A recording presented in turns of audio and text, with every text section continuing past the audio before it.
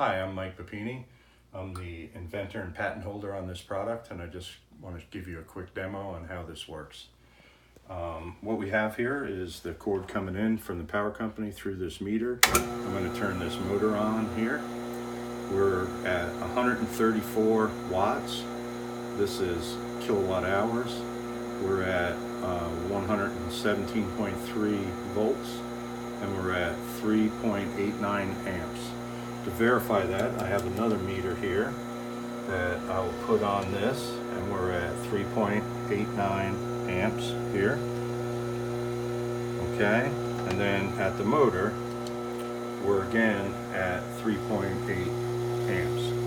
When I turn my box on, you'll see this motor will still remain at the 3.87 amps, or 89, and then I'll leave this laid down here.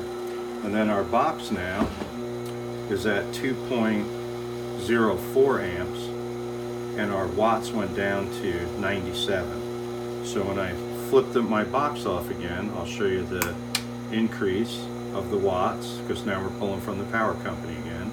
Is at 135.4 watts, or 135 watts, and our amps are at 3.91, and our amps to the motor down here are the same.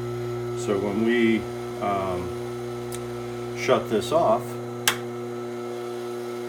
or turn it on, sorry, you can see that the watts go down, the amps go to 2.3, and I'm still at 393 for our motor.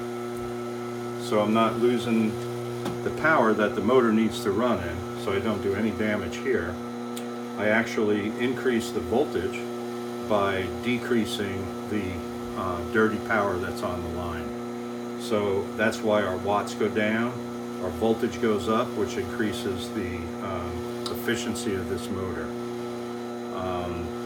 So I'll do it one more time. I'll shut this off. We go back up to 136 watts and at 3.93 amps, where the amperage down here is the same, there. And I'll shut this box off again, or turn the box on, and it drops down. And that's pretty much how it works. Thank you.